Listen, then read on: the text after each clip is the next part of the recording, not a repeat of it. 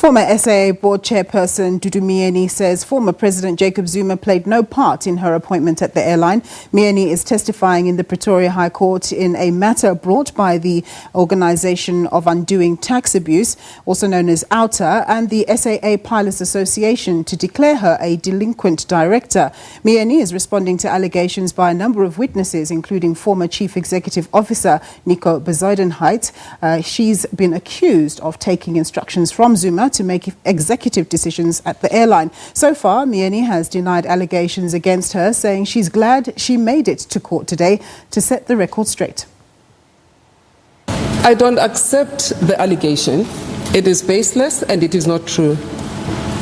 I've read on media and I've heard this allegation. It is incorrect. And I'm glad I'm before the court to state the facts about the Emirates deal. And I've seen that it has even been priced. It's got billions of rands.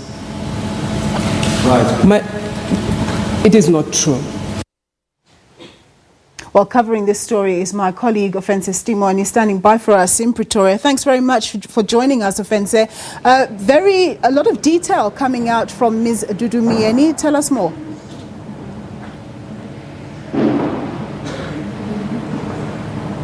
Thank you very much. Dudu Myeni actually painted a picture where she is a competent director or let's get back to that. Let me start from the beginning. Dudu Myeni actually painted a picture where she is very competent, actually, attributing some of the deals the SAA made, saying that she was made to be a scapegoat, saying that most of the things that went wrong at the SAA was actually attributed to her relationship with Zuma and her heading the Zuma Foundation. So she's actually mentioned, as in your bite, saying that she's happy to be here to clear her name because most of the things were actually misrepresentations, especially assertions that she was the one instructing the executives on what to do. She says there was nothing like that. She also rubbished the assertion that she was appointed by the president, saying that she went through a whole process where even parliament was involved in her appointment.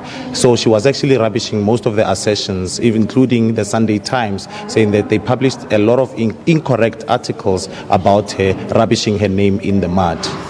Ofentse, did she speak to why she has missed so many court appearances prior to this?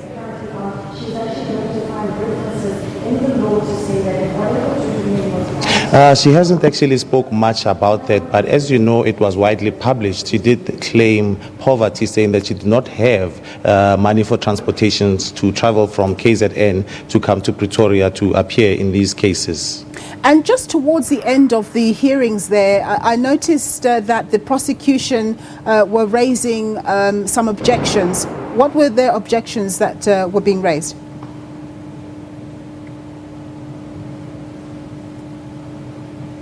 I actually just for a moment went out and came back, but from what we understand, the allegations were about some of the representations that were being made by Ms. Myeni. So they were saying that they were a figment of the truth. So they were actually rubbishing some of the statements she was making. And just in terms of what's going to happen after lunch, is she going to continue giving testimony? How many days is she set to give testimony for?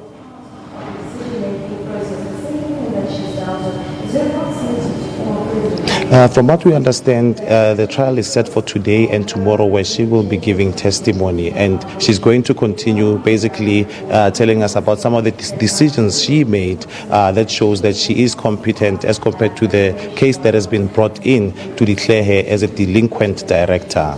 Ofentse, thanks very much for your insights, sir. That was my colleague there, Ofentse Setimo, reporting from the Pretoria High Court. As a country